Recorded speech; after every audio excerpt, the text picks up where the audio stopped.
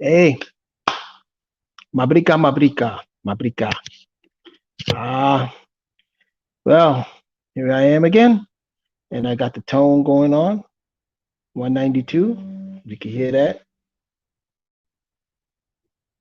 You can hear that. So we're at the throat energy center, which is represented represent representative by speak, speak, communication. It's also represented by the color blue, right? It's a water and air energy, okay? Communication. But before let's do that, let's what we always do, we always go recap just very briefly. So we started at the Earth Energy Center, which is the ancestral pattern and blueprint. And we went up to the root, which is your sustenance, food, your currency, your money, and your sustainability, which is your environment. Then we came up to the sacral, which is your sex and pleasure energy center. Then we went up to the solar plexus. Solar plexus is that fourth brain, and that's where your will, your power comes from, your identity, right? And then we went to the heart, right up here. The heart energy center, like I said, is the access. It is the barrier between the bottom four, and it's going to be the barrier to the top four. That is the axis, and that is deals with caring, unconditional caring, kindness, and compassion. Um, we'll go more deeply into each one of those when we start working our way down. Because what I'm gonna try to do is I'm gonna try to, as I'm going up and touching the surface of these energy center, right? When I get up to the top, I want to come back on down, and I want to create this this scenario. I want to create this vibe, this frequency or frequently of going up, examining these centers, right? In the direction of up and down, you know, as we go up these centers, and we're just gonna come back on down. And then we're gonna go explore more and more and more into details. Um, so let me start off by saying that we're now at the throat energy center. Is superimposed by that area, the throat, right? And this is it relates to speech, expressions of emotions, and in music, it is also energized by wind instruments like flute, and other instruments like that. You know what they call the wind instruments. The note, the expressive note in music would be the G note. When you look at the A B C D E F G, A B C D E F G, and you go on for the musical notes, it's the G. The G will be the tone, and it is a 192 hertz, which is this one here that I'm playing.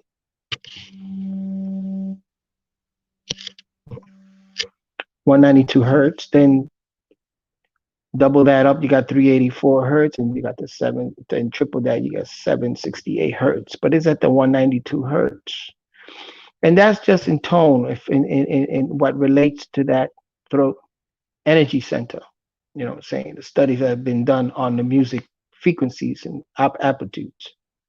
This is where you get feelings, you speak your feelings, and you speak your truth. Also, I forgot to mention that 192 hertz, when you deal with the vowels that correspond to each one of these energy center, the particular vowel for that would be the like a I, like my, my, I, right? So let's see if you can hear that. My,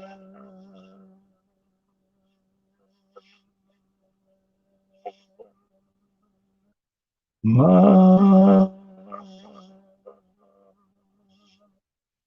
The word of power in the Atlantean, the Emerald tablets would be Huerta. Huerta would be the word of what they call the word of power for that particular energy center. Now, this center deals with truth, and truth can be blocked by lies. On the second part of this throat energy center, when I do the second part, we're going to really dive into what is truth and what is lies. But I'm going to give a little pieces here. I'm going to drop little pieces just to segue, just to prepare us for the second part, because we're going to go really deep into what's truth and what's lies.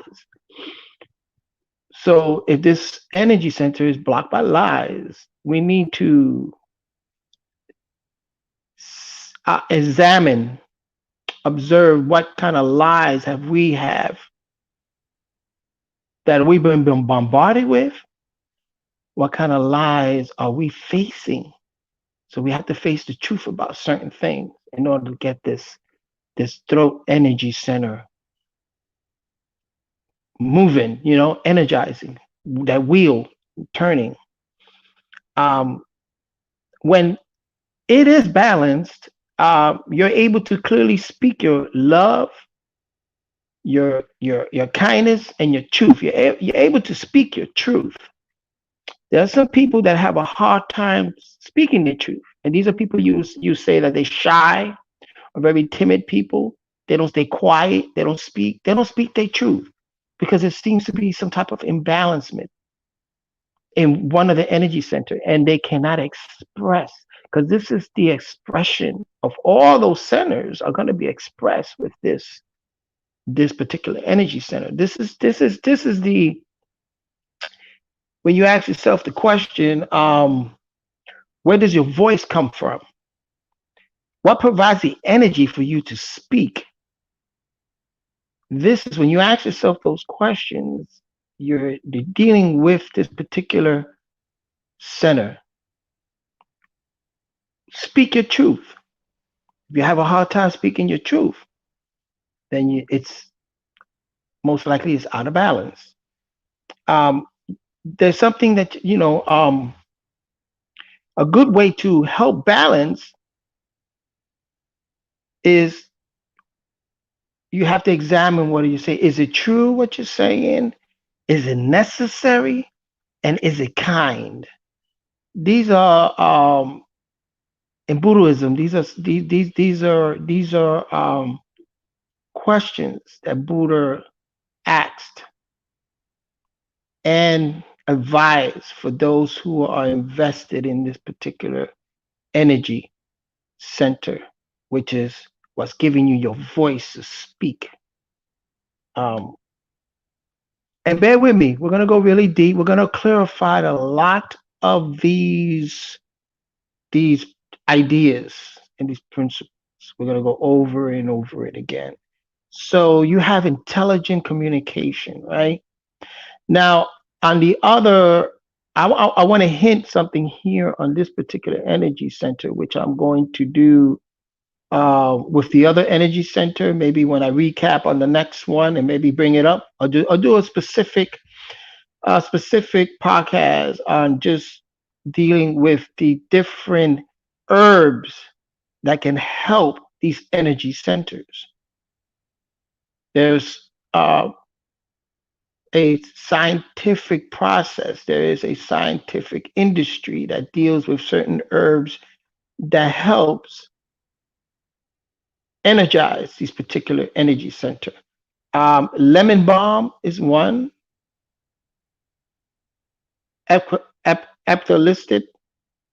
Eucalyptus oil is another one. I can't hardly see my thing here. Sage, sea salt. You gargle with sea salt, clears your throat, and lemongrass and stuff like that. I like to use sometimes. I got lemongrass, yeah, I got peppermint, and I got eucalyptus oil. And you can take this eucalyptus oil, right, a little bit, and rub it in your throat. Clears out the throat. Another thing is lemon, lemongrass, but limes. You drink lime. You make some lime juice. You drink that lime, and it helps clear out that area. Okay. Now, um, so learn to give your voice personal truth. Now, let me go ahead and bring something up here that I want to go over. Bear with me. Um, hmm. Okay. Mhm. Just bear with me a little bit here. I'm pulling up my notes. I got notes all over the place. I got written notes. I got notes on my iPad, stuff like that. But this is just part one. But part two, we're gonna go over and demonstrate, the importance of phonetics and linguistics and enunciation, articulation, and how important that is, and how that our ideas and how that can also help us in in communicating our truth to our environment, people that we see, or no one has to be really with you. You could be in your room and learn how to speak out your truth. Um, People are under the impression that for you to speak truth, there's got to be somebody hearing you. No, you can speak your truth in the privacy of your own home, in your room, and you speak your truth. Learn how to use your voice. I remember my sister was taking up communication, I guess, in college, and she had to record her voice as to learn about her voice and learn how about communication skill. It has a lot to do with learning the tones of your voice and learning how you pronunciate or enunciate certain words, consonants, certain words, important words, and I can do that. I tend to go back and forth. You know, Sometimes we get lazy and we just blurt out words. But there are times where if we are engaging in communication and speech that sort, then it's very important to know certain linguistics skills like articulation, where to put your tongue when you pronounce your T's or your S's. You know what I'm saying? Right there. Like, you know what I'm saying? That's just nothing. But anyway, it's learning these skills can also give you the confidence that you would need to make your truth be known. It's communication skill. You know, and this is something that we all partake when we engage in social life, and also it deals also with writing. Because that is also a communication skill, is writing. So this can also be transferred into that too. Learn how to express your truth.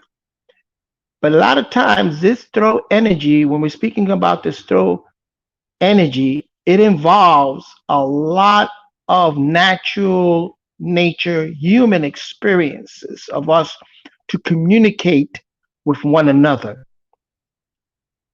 You get what I'm getting at, right? Let me bring this up. Make sure I'm on the right track here.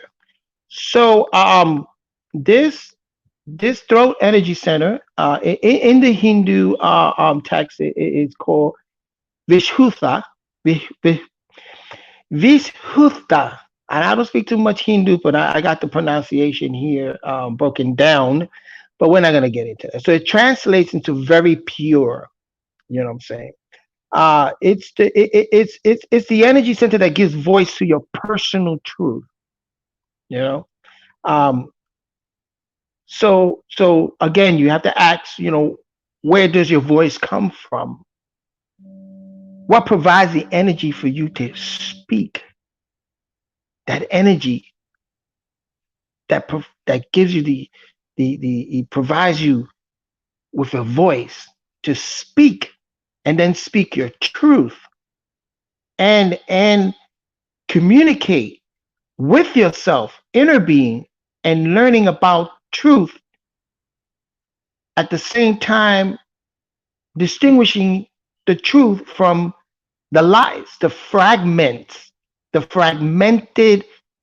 ideas that are that we're bombarded with, through many different venues. And we're not going to go through that right now, but I'll speak on that later on. Maybe in a few, we'll speak a little bit on that. Um, so when this, when it's balanced, you're able to speak clearly, speak with love, with compassion. You're able to speak with kindness, and you're able to speak that truth. And so, but we haven't really gotten into what is true. So we'll do that in the other podcast. We're going to really dig deep into that. And in fact, you will know exactly what words are appropriate for each situation. That's important. There's certain places that you want to go into. You see, some people, when they're out of balance, they go into certain situations, and they don't know how to communicate appropriately. You know what I'm saying? Or approach certain people. For instance, when you speak to certain law enforcement, there are certain, some people are out of balance. They don't know how to speak to a law enforcement under the situation. They don't know how to properly express themselves. So they wind up unbalanced and unfavorable condition, you know, or they go into a different situation, a different setting, and they don't know how to engage themselves properly, you know. So that's very, very important, you know.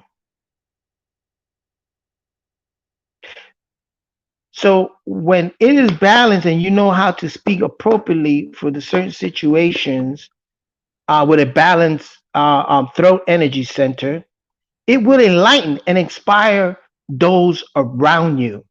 You see, so that's me speaking your truth. It's what an example of what's happening now.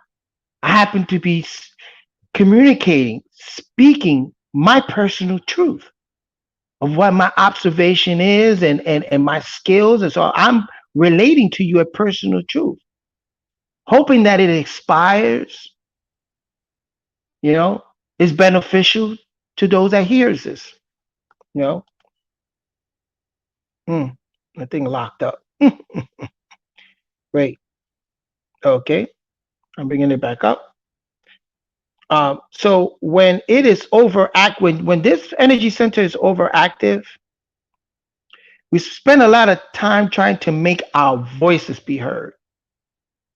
You know what I'm saying? When it's overactive, you spend a lot of time, you know what I'm saying, that your voice has to be heard. It has to be heard. When you spend too much time in that, right? Unappropriated time, and you want your voice to always be heard, it's an imbalance, an overactive energy center. You can also often felt that you're ignored or invalidated when you express yourself. You ever been in a situation where you try to express yourself and people just ignore you? You know what I'm saying? Or they invalidate you. That's another overactive symptom of your energy. You know what I'm saying? So you have to try to overcome this by giving yourself a louder voice. So sometimes you have to overcome it by speaking with a louder voice. You know, those with this energy center that's overactive will often interrupt others. They have this need to interrupt you when you're trying to say something. Often to be told they have a loud voice, a love to hear themselves talk. You know what I'm saying? It's overactive, overdone. Physically, you may suffer from throat pain, frequent infections, cavities, or mouth ulcers. Now, how do you balance? Well, first remember that you have to accept the truth in yourself, your personal truth. You have to accept the truth. You can't lie to yourself. That's one. And then you have to ask yourself, is it necessary? Is it kind? I mean, as I'm expressing myself, is it necessary when you engage with somebody and you try and it's overactive? You're not being ignored. Whatever you have to figure out, what are you saying? Is it necessary? Is it kind? Do you have kind words? Because remember, like I said, this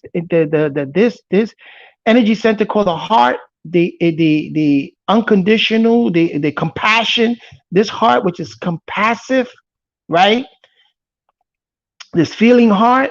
A lot of time when you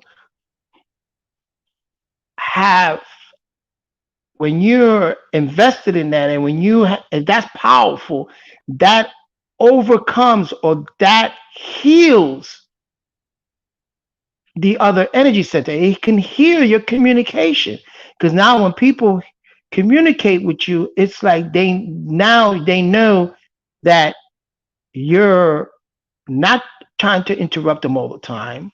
You have kind words. You're not trying to put them down. You're not using your voice to downtrot anybody. You're not using your voice to limit anybody, or belittle them, you know, and you're speaking about things that are necessary. It's not just to hear yourself speak. I'm doing this podcast. This is necessary for me because this is a way of me this is the necessary for me. This is the way that I acknowledge, observe this energy center that deals with natural nature, which is the fact that we need to communicate. This communication, okay. When it's underactive, we have been ignored. Okay, we already got that. So, if when you have an underactive energy center there, you're most likely to be called shy, quiet. That's when it's underactive. You're not quite there, and you may find yourself unable to express your emotions. There's a time that I struggled with speaking my truth, that I was considered shy and quiet. And also I had a time struggling with my emotions, struggling with words. When you try to speak your truth, you struggle with words. You know what I'm saying? So you notice that imbalance, and that's when it's underactive. You know, the physical symptoms are often include digestive issues, because energy diverted away from the throat often ends up swallowed and sent down to the fourth energy center, or what they know as the third chakra, which is the fourth energy center. Okay, which would be your solar plexus. Which is deal also with the digestive system. So to energize this energy center, man, speak your truth. Speak it. Learn how to speak your truth, even if there's no one around you. You practice expressing your emotion and truth when you're alone. Practice doing that when you're alone. You know what I'm saying? It's very common to think that you should only speak when someone is around to hear it. But if you're trying to energize this particular energy center, you're trying to energize it. It doesn't matter if it's received by any other ear than your own. It doesn't matter. This is a story. Well, so let me segue into this voice. Singers are very balanced when it comes to this particular energy center. Singers. Babies are practicing how to communicate also by strengthening this energy center, and they're speaking their feelings of how they feel. They cry or whatever, or whatever feeling they have is produced by sounds, right? Let me tell you a story. There's a singer, um, a salsa singer named Cheo Feliciano, and the story goes that he was young at the time. He's now, I think he passed on. Yes, he did. He did pass on. May he rest in peace. Cheo Feliciano is one of the great salsa singers of all time. And when he first started, he told the story that when he first started, he was going to sing with the Joe Cuba band, you know, and he started out with Joe Cuba. And before they got into the Fania, which is a salsa label, and he went for an audition. He wanted to be a singer. All this time, he felt he has that voice. He wanted to express himself, and he wanted to get involved. At that time, this was like the early '50s or the late '50s, early '60s, late '50s, early '60s, and that salsa was becoming popular. You know, it was beginning to gain, notoriety. It was beginning to gain that cultural expression amongst, in New York, amongst the Hispanics in New York. So so he went to this audition and he totally flunked. I mean, his voice was terrible. No one paid him any mind. No one paid him any attention. He, with his voice, he was unable to capture the ear of anybody. He was unable to express his emotions in songs, unable to express. And he failed very terribly. And they told him, bro, you don't got it. That's it. So you know what he did? He went back to his apartment. He went back to his apartment, faced the wall, the corner of the wall where the wall meets the ceiling and the two walls meet the ceiling, right there in that corner. And he started to make sound and voice and voice. And he wanted to hear. And he did practice this. I think he said he practiced it for a couple of weeks. Hear his voice and seeing how, you know what I'm saying? Pay attention to his voice and learning the skill of expressing that, making that tone. Finally, when he felt he was ready and he strengthened that vocal cord, he went out, did the audition again, and landed the job with Joe Cuba and then with Eddie Palmieri and became one of the greatest singer, great voice. So you see, it takes skills to harness your voice. It takes skills also if you want to go that route. So it's very important for us to learn like a child. You see, my 6 month old granddaughter, my 6-month-year-old granddaughter, 6-month-old granddaughter. Again, you see, I pay attention to what you say. And I see her trying to make, expressing herself. And see her as she expresses, practice. That's a natural nature. Natural nature. And part two, we're going to break down the auditory cortex. We're going to get really, really, really scientific because there was a question that was posed on, I think, Facebook. A brother posted on there, I think Eligio Bishop posted like, what is the inner ear? Well, your inner ear is this auditory cortex. And it's where speech come from. You have to listen to sound frequencies before you can even start. It's like it's memory. We're going to get deep into it, of how this works. You know what I'm saying? If you look at my Facebook, I put in certain masters of voices like Marvin Gaye, know how to a massive voice, and Minnie Riperton.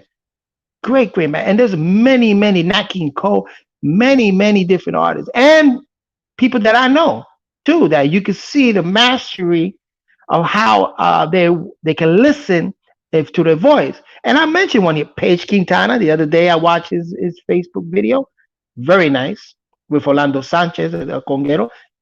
Very nice. I listened to his voice. I say, yo, his voice is on point. Also, Gary Williams. I used to love playing with my brother Gary Williams on the keyboard, X his voice, and I used to see the stuff he used to do with his voice, and I was like, wow. I mean, it's and they could tell you, attest to that it also deals with an inner listening to this voice.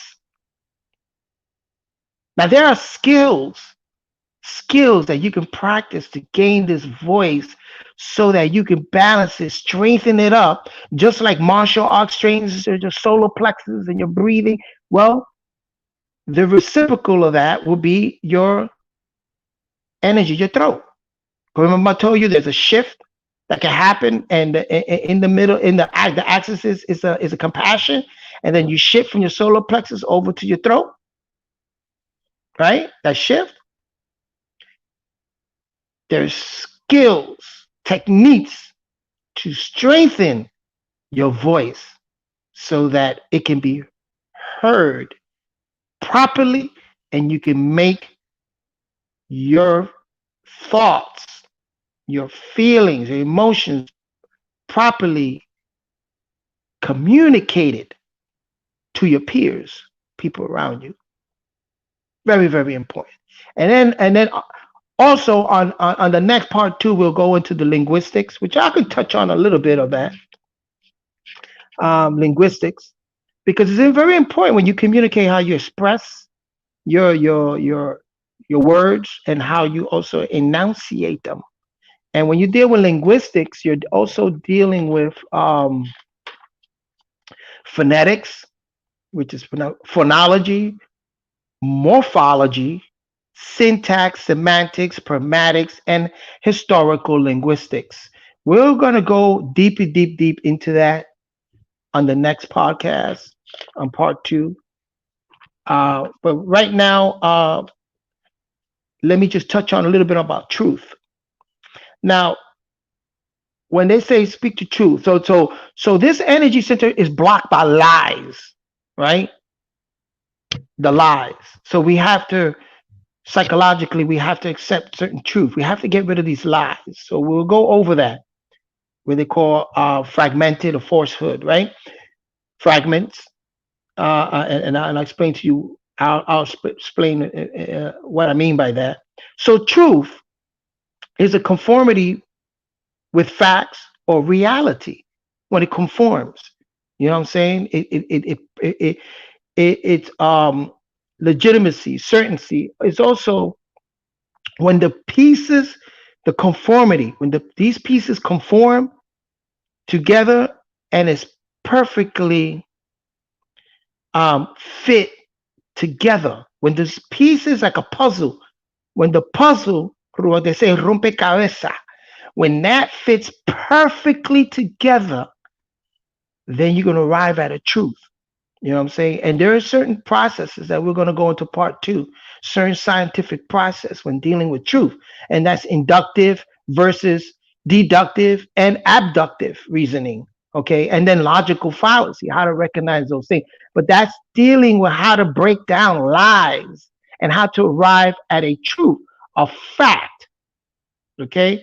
And that's important when you start going into the scientific technical definitions or the technical ambiences of what truth is. You know what I'm saying? So something false or lies which block a truth, right, are fragmented pieces that doesn't tell the whole story.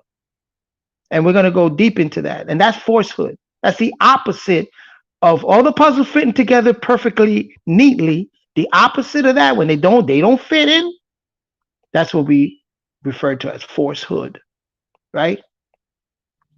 So that's very important. So when you speak your truth, you have to also examine, and you have to be cognizant of your morphology and phonetic. And sometimes we do this innately. So it's not to complicate things, because in speaking out your truth, you know what I'm saying, we don't need to complicate that. But the more invested we are and the more acknowledgement and knowledge we have about these techniques, and we strengthen that particular energy center, the more empowered it becomes. One thing I notice about certain singers, like for instance Stevie Wonder, or certain singers that have these voices, they communicated a song, but it was like they were living it out. It's they got into the compassion. They gained truth. They were speaking out a specific truth.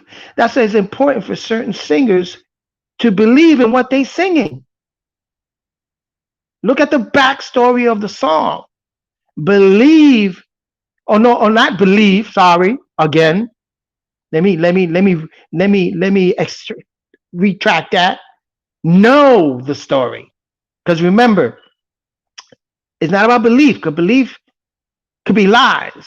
You know what I'm saying? Also, in other words, you can believe in your cart that'll take you to your destination, but not know that there's a wheel loose.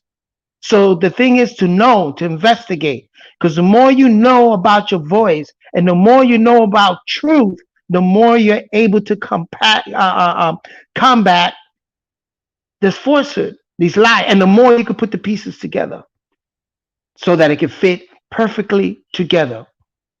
Conformity of facts, and so um, what else can we touch upon? So let me just freestyle a little bit here. And so uh, the importance of this. So again, communication is at the center, is of the most important about this particular energy center, and truth, intelligent communication, and the truth. Okay, so you have to, you know, again, like I said, it's not about just sitting down. I mean, I gave you the tones and the vowel, the my, ta, all of that. You can do that just to get yourself in the frame of mind, but then you have to open that dimension and you have to look into really how does it relate to natural nature. And natural nature is about communication. Every species, every animal out there communicates with each other. Okay, you have a lion on one end communicating with another lion when he roars, letting everybody know I'm the lion, or I'm the king of the jungle. You know what I'm saying? So communication is important, and he's speaking his truth. So yes, animals do speak their truth. You know what I'm saying? You know. So we have to embody this truth, and that comes with, again, when you deal with scientific process and methodology, because we have to think like scientists, because we are scientists, because we have senses. The word scientist, right, is a person invested in science. With science, the Latin word is sensia, which is senses. So you have senses as feel, touch, whatever. So you examine that, right? So you also have what they call common sense, which is not so common, they say. But you have sense. You have to make sense of things. So when you make sense of things, you are being a scientist if you invested in making sense of things. So by nature, we are scientists. We should be scientists. We should be invested in these senses and knowing how this energy center and how it relates to the certain senses. And one of the senses is speaking, communication. Communication, speech is a sense, you know? So it I don't know how, well, you can cut it up into different slices, and you see how it's going to lead you all to the same cake, you know, and that is that, again, it's natural nature. This energy, what's the energy behind that gives this intelligent communication amongst beings? The communication. Some people feel that they can communicate with trees.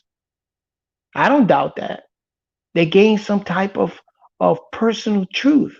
when they hug a tree, there's a communication there with nature and nature. I mean, that's just taken into that area, which I don't discard that at all. I believe that if you hug a tree, you hug nature like that, it can do something for you. You know what I'm saying? It could put you back in tune. You know, so yeah, the,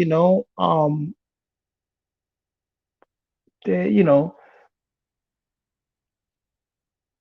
I don't want to give too much here right now because I want to do a part two, which you want to really go deep into the logical fallacies and all the inductive reasoning and all that technical stuff. And I think that if I can simplify that so as to give examples of everyday things that we come across.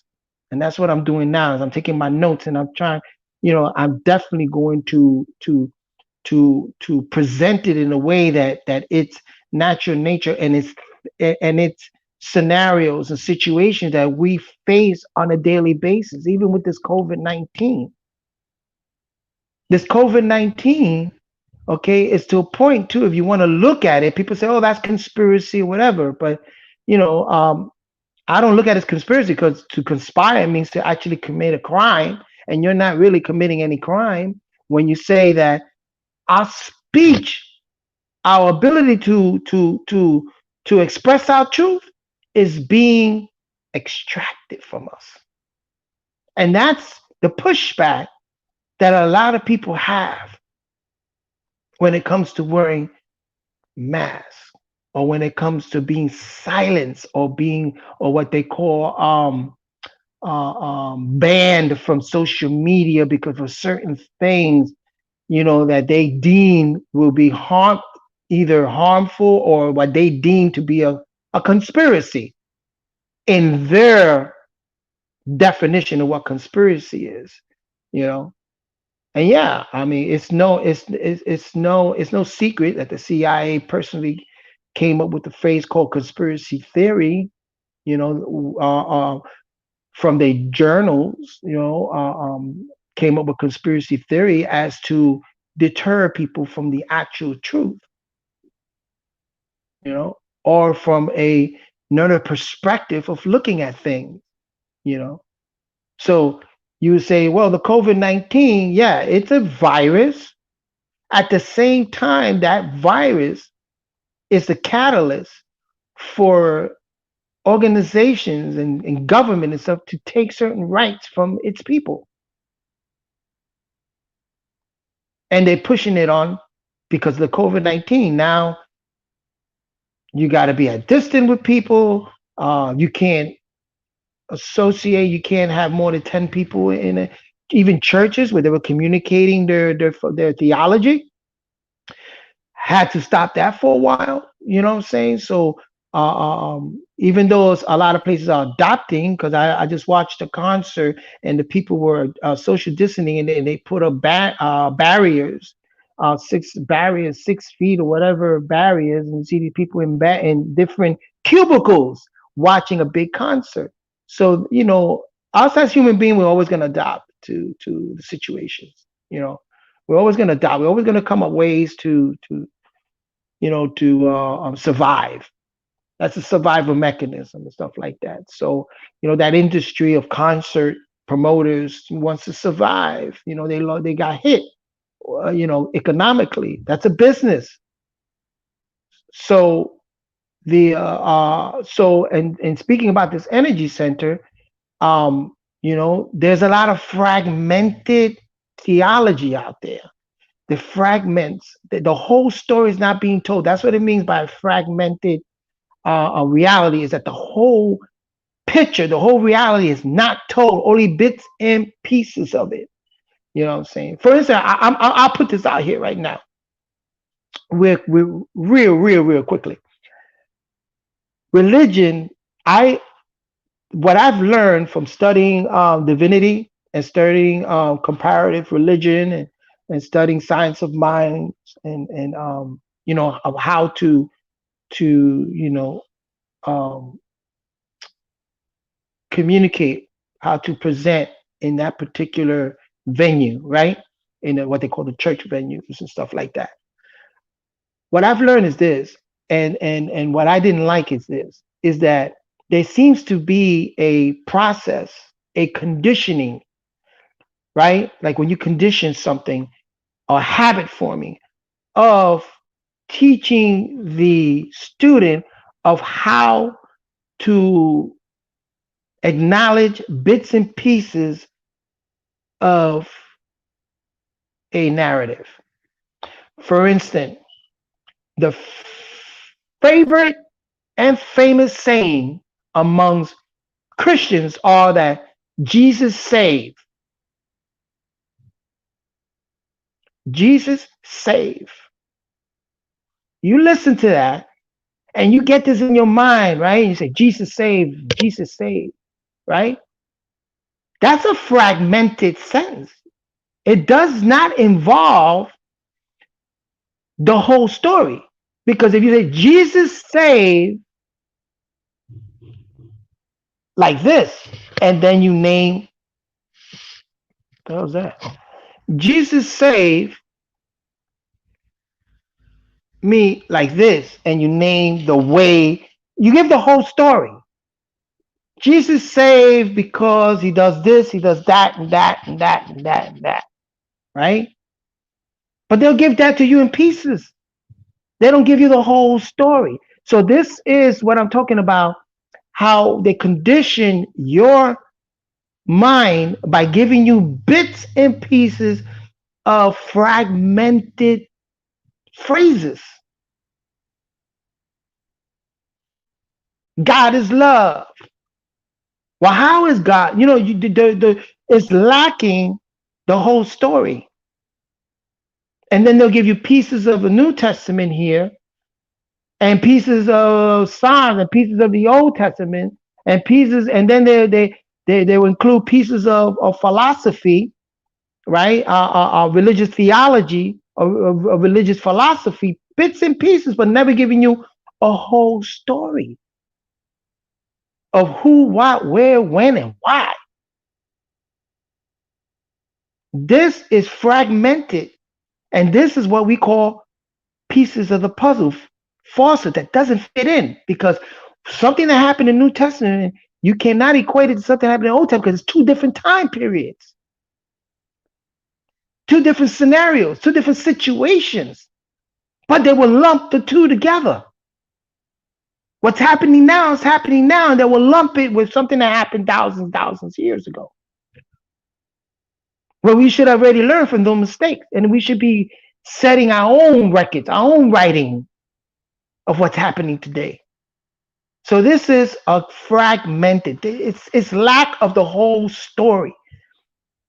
So when you recognize these things, these techniques, and you recognize these phrases, and knowing that it's fragmented, and these are what classify as lies, falsehood. So you want to get the whole truth out. So you get into the whole story, and that's by you become more invested in truth, and you start weeding out, or you start taking those pieces and putting in this proper content.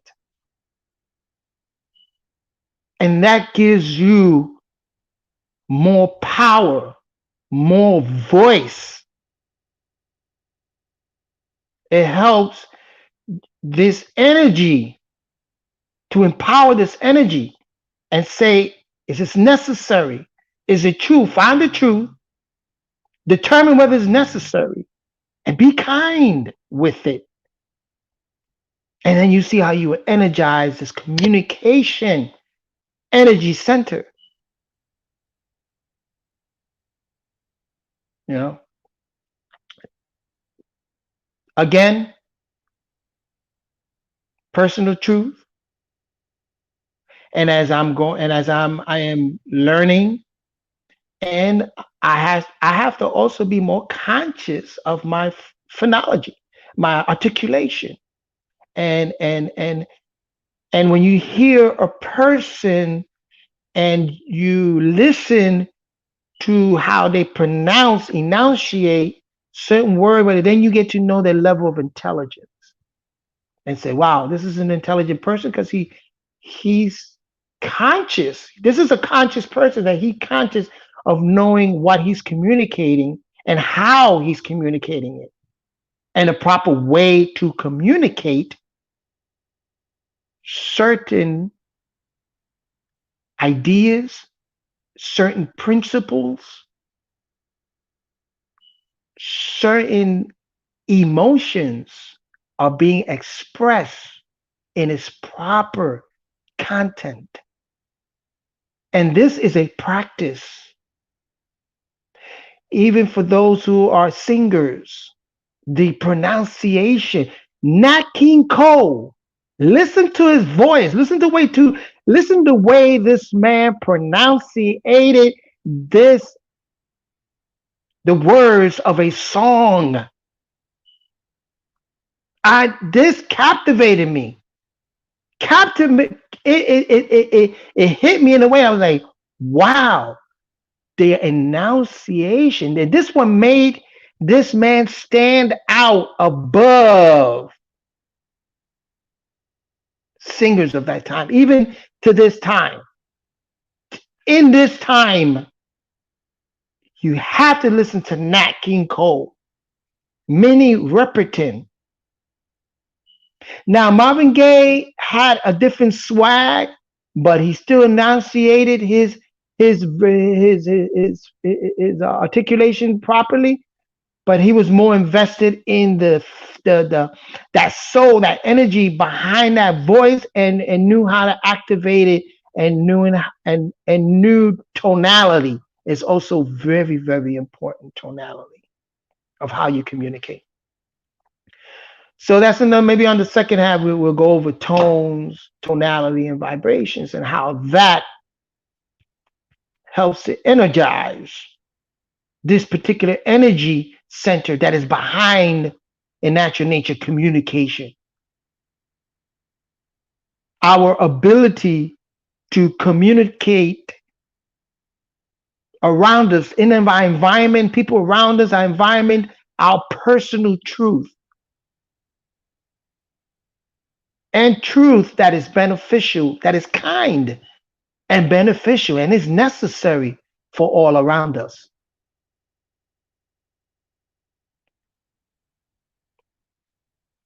Very, very, very, very important, you know. And the will, remember the solar plexus and the throat is reciprocals of each other.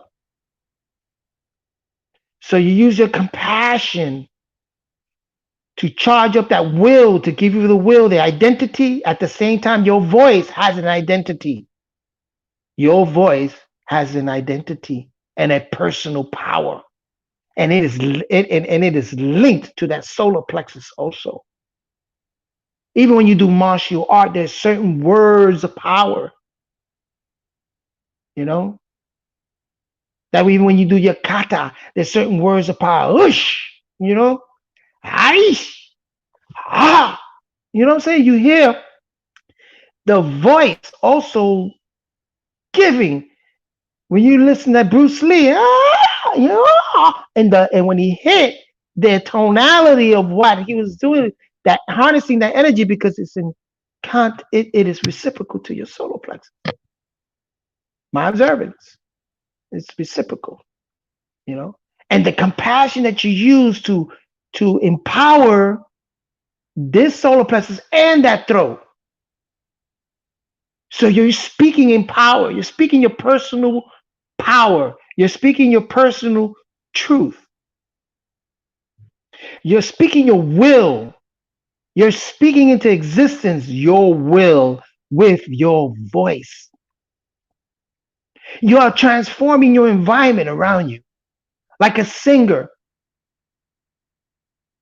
transforming his environment, and people are investing and listening to his voice, and he's captivating, grabbing people's attention, their currency, capturing that so that they can hear those tones and hear the message in the music. That's my observance of these great, great artists. That's my contribution to my brothers and sisters out there that are singers. Get to know that voice, but also get to know the energy behind the voice. Not only the voice, but the energy and the subtle communication. When I was a student at NYU, I took a communication course. So we had to get up in the class and we had to prepare speeches. So we were taught how to prepare speeches and make notes, and then go on the podium and express and perform our speeches. But prior to that, the professor, I remember this Jewish lady, I don't remember her name. She gave us a book that was part of the curriculum. She said, you got to, they assign certain books that you have to get for that curriculum. One of the books that she gave us to read and to purchase was The Transcendental Self. Transcendental Self. It's the self that you don't see, but it's transmitted when you say your speech. And it was all about finding your truth, learning about your personal power, your truth, and learning how to harness that with the solar plane. Deep book. I'm gonna try to get that book again because I lost a lot of those books. But that's what I enjoyed about New York University, NYU, is that some of the courses that really grabbed my attention was courses where I had professors that gave me other material that you had to put it two and two together. What does that have to do with communication? A lot, a lot. It has a lot to do with communication, of knowing properly. And then also my linguistics classes. Well, my linguistics classes that I took non-matriculate classes at Lehman College, but at NYU, my linguistics class was also very, very informative.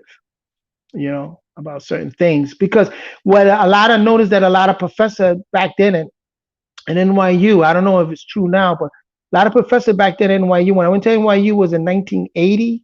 I went there in 79 because I graduated in 79 and I didn't have a summer. I went to the summer school to prepare me for the semester in September. So it was 79, 80, and 81. So in those early years of the 80s, a lot of those professors, I guess they were professors that were invested in spiritual teachings.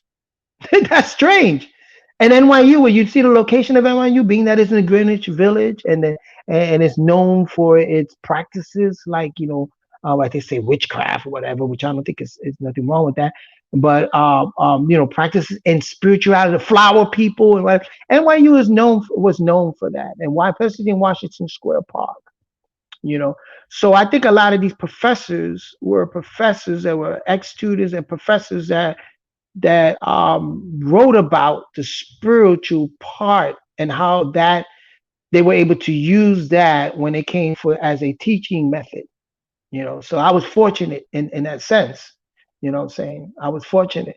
In the 60s and 70s and 80 and early 80s, especially the early 80s, the education, there were certain teachers that went out there that were, very invested in spirituality, learning about the Hinduism or the chakras, and learning about certain spiritual energy center. And this was the part of the curriculum. They knew how to marry both. And that's what I'm saying. That's true education. You know what I'm saying? When you're able to take ideas and concept and match it up, conform it, match it up to natural nature. That's real university. That's real education. It's when you match your skill up with your natural nature and how it relates to actual natural nature. When you study economics, even I didn't like too much of the psychology class, but I should have hung in there. I had to take it non-matriculate, so I did get credit for it at NYU. But at NYU, it got to a point where one class you had to do a classroom setting, textbooks. Then you had to do a seminar. You had to sit in a seminar in a big auditorium, sit in the seminar, and then you had to do lab work where you did surveys and lab works and stuff like that. And that was one psychology class. like three, three different, and to me it was like three different classes, but it was that that's how they did it. I got so frustrated with the overload of work that I said I'm gonna take this course that was needed. You had to take psychology because I was in CNAT, which is the School of Education, Nursing, and Art Profession. So I was in art profession, music technology. I wanted to become an acoustical engineer. So I part of the requirements to take psychology. So I had to take a non-matriculate. I went to Lehman College and took the non-matriculate course, which is just one class. But then I said, damn, at NYU, man, they made you go through a whole, I mean, but you pay more money at NYU, you see. But the thing is, I was paying the money, but then I opted out. I went to Lehman College and took the non-matriculate.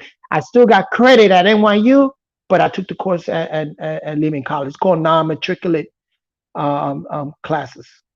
You're able to do that to courses that are not part of your major, but as courses that are requirements when it comes to gaining your degree. And psychology is one of them.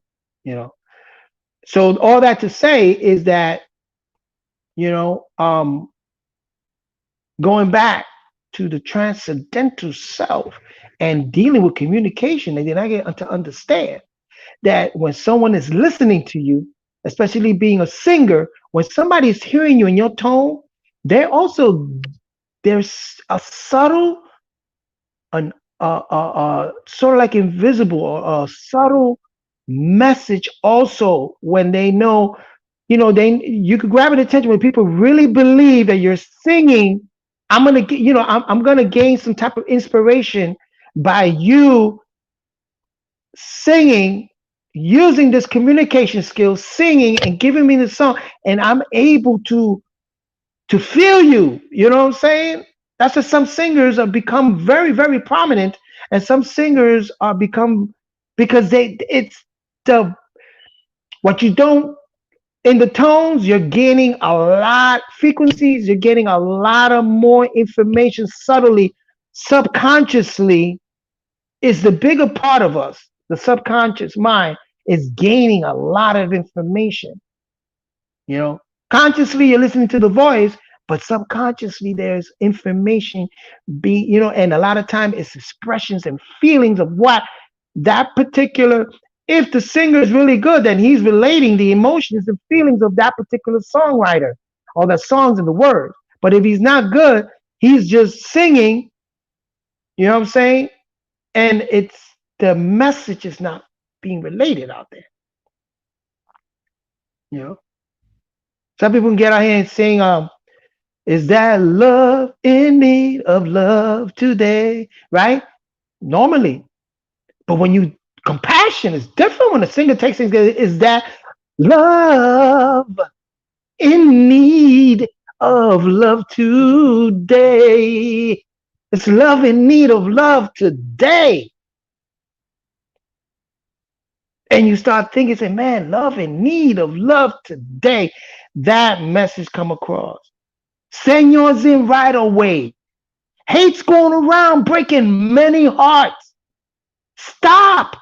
Stop it, please, before it's gone too far. And I'm just saying this, but imagine you singing this with such a conviction and such empowerment. And people see, there's a cry in there. There is a sorrow at the same time. There is a pleading going on right there. You know what I'm saying? So, yeah, I hope that well, I just said what I had to say. Um, and the communication is it's being exhibit, but on part two, I want to really, really go in. And I have to do some heavy meditation because, like I said, I'm learning and I'm going over and I'm learning more and more to be conscious of my enunciation, my pronunciation, my articulation. I have to be more and more in tune with that, more and more in tune, with it. Okay, hold on 1 second. take you off camera, man. What's up?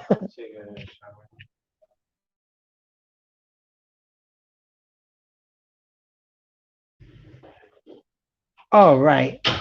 Okay. Yeah. They like using my personal bathroom. So I guess I got a few bathrooms in this apartment, but they like using this one. I don't know. But anyway, um, that's just part one.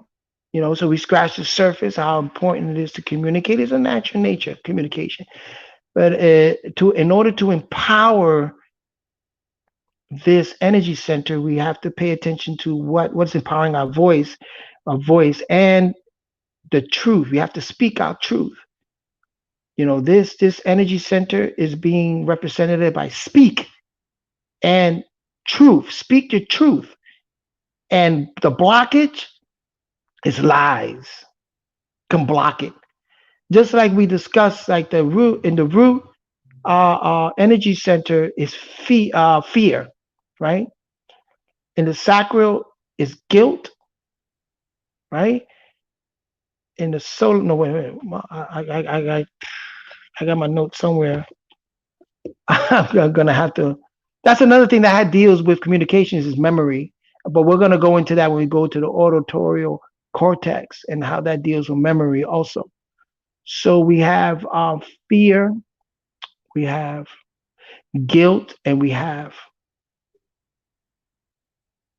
what is that? Fear, guilt, shame, no, and grief. There you go. Fear, the root, and the sacral is guilt, the blockage. I'm talking about the blockage. And then you got shame in the solar plexus. And then in the heart is grief. In the throat energy center is blocked by lies, or what you call fragments, broken pieces. And you have to put those pieces together in order to get that truth, speak your truth. And so that comes with a skill. Just like the solar plexus, there are certain exercises. There are certain exercises to get this energy center strengthened, right? And so in part two, we're going to we're going to speak about, okay? Part two, we'll speak about about we'll go more into linguistics, right? We'll define each one of the linguistics. We'll go into the fallacies, which are called the logical fallacies. We'll touch upon that. That's important, and just give you very simple examples of how that can play in your everyday life. And also fragments, what are fragment, and the auditory cortex, because like I said, there was a brother that asked, where does that hearing? We got ears that we hear, right? But then what is the inner hearing? Where do we exhibit this inner hearing? Now your ears very close to your throat, ear to the throat, right? And it, there is a auditorial. There is in speech. There is you have to listen before you can speak. So listening plays a very important part. So in listening, the ears in the midsection of what is the pineal, ear, and your throat and your speech, right? So there's a auditory cortex that's located in the brain. And so we're going to explore a little bit on that cortex and how that is exhibiting your sense of memory, also your sense of inner hearing, you know. And I'm going to gain some more information on that, you know, technical information, but you know, I could just share with you also my personal experiences when it comes to music and how listening plays a very important part in learning. And then it plays a very important part in speaking. Very important part in speaking. So anyway, I'm gonna leave it at that. I care for you, you know what I'm saying? And we'll just pick up on the next one, okay? Peace.